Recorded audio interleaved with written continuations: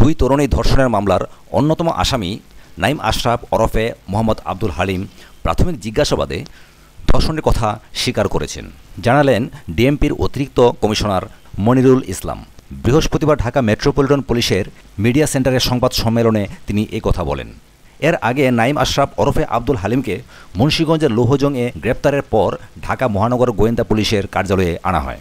বুধবার দিবাগত রাত 9:15টার দিকে তাকে গ্রেপ্তার করে পুলিশ। বেশ কয়েকদিন ধরে নাঈম ফেসবুক ও ইনস্টাগ্রামে সক্রিয় ছিলেন, তবে এর আগে গ্রেপ্তার এড়াতে তিনি সামাজিক মাধ্যমগুলো ডিঅ্যাক্টিভ করেন।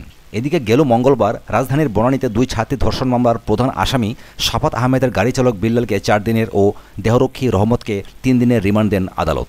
ঢাকা মহানগর হাকিম লস্কর সোহেল রানার আদালতে তাদের হাজির করে 10 দিনের রিমান্ড আবেদন করেন তদন্তকারী কর্মকর্তা ভিকটিম সাপোর্ট সেন্টারের পুলিশ পরিদর্শক ইসমত আরা এমি। শুনানি শেষে আদালত বিল্লালের 4 দিন এবং রহমতের 3 দিনের রিমান্ড মঞ্জুর করেন। সোমবার সন্ধ্যা 6টায় ওয়ারী থানার নবাবপুর রোডের দ্য নিউ ঢাকা বোর্ডিং থেকে আসামি মোহাম্মদ বিল্লাল হোসেনকে গ্রেপ্তার করা হয়।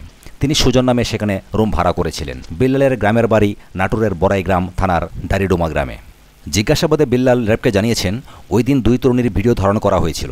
হোটেলের রুমের মধ্যে তাদের হাতে ইয়াবা দিয়েও ভিডিও করা হয়। বলা হয়েছিল তারা যদি এই ঘটনা ফাঁস করে দেন তাহলে ইয়াবা ব্যবসায়ী বলে মামলা দিয়ে তাদের ধরিয়ে দেওয়া হবে।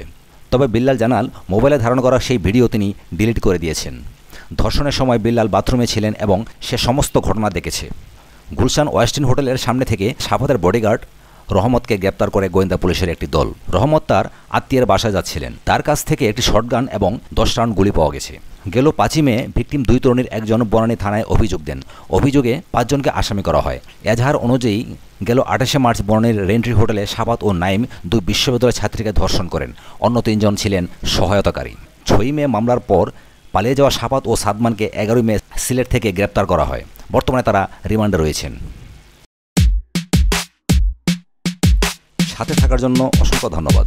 পরবর্তী এক্সক্লুসিভ সংবাদের জন্য আমাদের চ্যানেলটিকে সাবস্ক্রাইব করবেন এই আশা রাখি। ধন্যবাদ।